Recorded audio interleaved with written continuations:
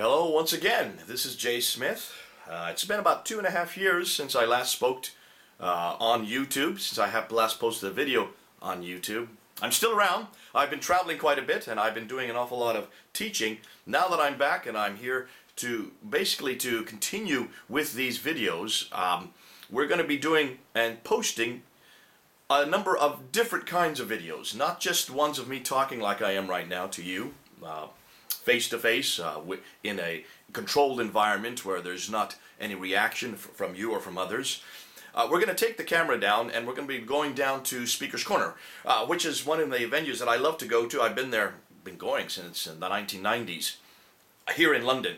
Speaker's Corner, for those of you who don't know, is a venue there at Hyde Park, right off of Oxford Street in Marble Arch. If you come to London, come on down. It takes place every Sunday, only on Sundays. That's the only day where Speaker's Corner really exists. It has been going on for, I've been told, about 150 years. Basically, it's the bastion of freedom of speech in the world. There's no other place like it. There is no other Speaker's Corner. Many places have tried to create a facsimile of Speaker's Corner. I know they tried to create one there in New York City at Washington Square. It didn't work. They tried to create one in California, Santa Monica Beach. While that's ongoing, it's not anything like what we have at Speaker's Corner, because Speaker's Corner is a place where you can go and react. You can say things, get up on a ladder, just a small kitchen ladder, as you'll see on the videos, so your head's above the crowd. Anybody can get up there. There is no rules for people that speak at Speakers. Well, let me correct that. There are two rules. One is you may not slag off the Queen. You may not say anything against the Queen. And secondly, you may not use any violence. Now, both are broken every week. But other than that, you can say anything you want. You can say anything you want. And that's why I love it. Because it is the only place on earth I can say anything I want, and of course I love to go down there, and I love to talk about Islam. Now that's why I've been going for so many years, and that's why you're going to be seeing some of the reaction of the Muslims there, because in saying anything we want, we're going to get reactions from those that we're talking about, especially about those who are Muslims who believe in Allah as their God, the Qur'an as their revelation, and Muhammad as their prophet. And those are the things that we take on. We confront, we critique, we challenge those areas of Islam. Now, we're not challenging Muslims. We have nothing bad. We don't really care much about the difficulties concerning the people. It's the religion that we are confronting. But because the people who are there are Muslims, they react. And you're going to see that reaction. And that's why we're going to put these videos up. I think because it's important for you to realize that Muslims here in London do react to what people are saying concerning their religion, concerning their God, concerning their revelation, concerning their prophet, concerning the whole history, and many times concerning also them as people and the way they react. And I think it's important that we see that side of it. Just talking to the camera here is sterile. And I know that that's what I've been doing. I've posted already 62 videos of me just talking to you, or other people just talking to you in many different venues around the world. Those are fun, they're fine, and they're 10 minutes of engaging discussion, but it's not a two-way street. There's nothing that you can do to react, and you're not really seeing a reaction to what I'm saying. Speaker's Corner provides just that kind of venue. It provides a immediate reaction, and you're going to see some immediate reactions. Not only by Muslims, by atheists, reactions by people who are of no faith, others who do have other faiths, even by Christians. We're going to do a whole variety of videos. Now, they can only be 10 minutes long, so obviously we have to make sure that we get different themes. And what I have done, and what we are continuing to do, is we take a video camera, sometimes just a small little, one of these digital cameras, nothing bigger than that, a little Canon, and we just give it to somebody in the crowd. These people are not professional photographers. As you will see, the camera sometimes moves all over the place. I hope you don't get sick. They're not there to do a professional job. These are amateur clips done by little digital cameras on any given Sunday, on any given subject. And sometimes I don't even know what subject I'm going to talk about. Sometimes I play off the Muslim who's over on the ladder next to me. Sometimes I play off what the crowd's saying. What I'm going to try to do, and as we continue these videos, I'm going to try to do as many different subjects as possible so that you get to see how Muslims react to these subjects in an environment where they feel free to react. And that's the other problem.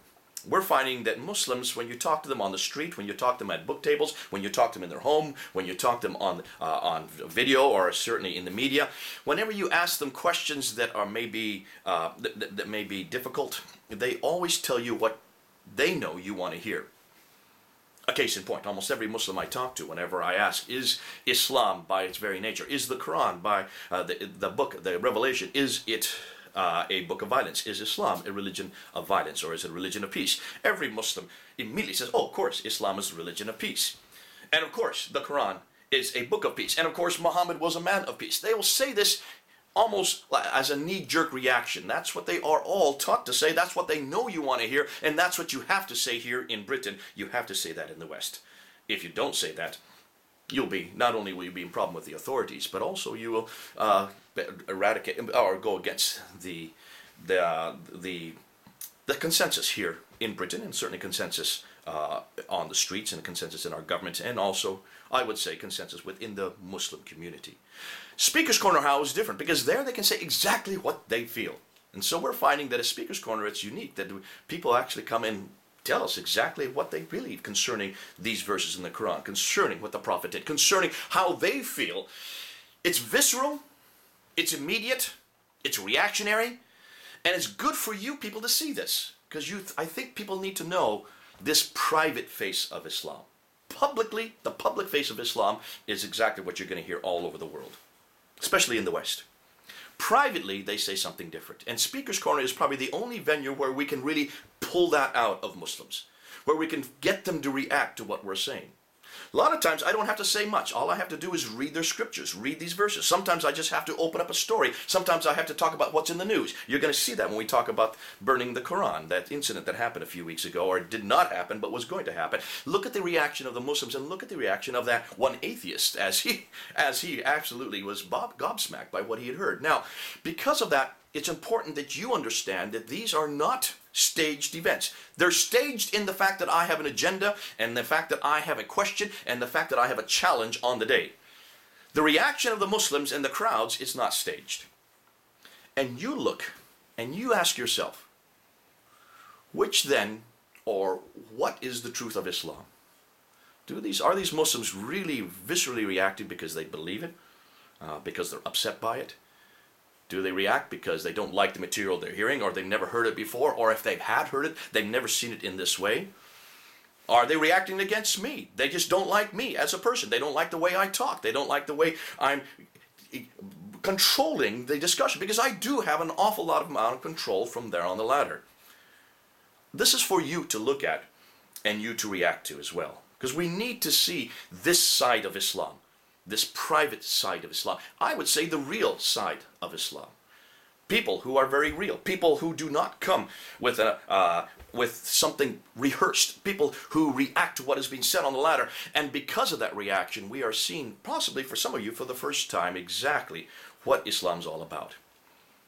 That's why we've chosen to do these set of videos. And we're going to continue to do these set of videos. And we're going to continue to do them not just at Speaker's Corner, probably in other venues as well, so that you can see how Muslims really think, what they really believe, and what they can or are really saying, not in public, but certainly at Speaker's Corner, in that kind of environment, where they have the freedom to say exactly what they believe. Sometimes you will see it's because of the crowd. The crowd engages them and they react because of the crowd around them. Sometimes it's individuals who are visceral because of their anger at what's being said. But I leave these up to you now. We'll be doing other videos of me just talking to the camera. We'll be doing videos also of debates, snippets from different debates, and videos of Speaker's Corner. It's great to be back. We'll be seeing more of you. I'm sure we'll be getting some reactions from a good number of you. And keep posted. It's good to be able to talk about these things. This is Jay then, here in 2010. Over and out.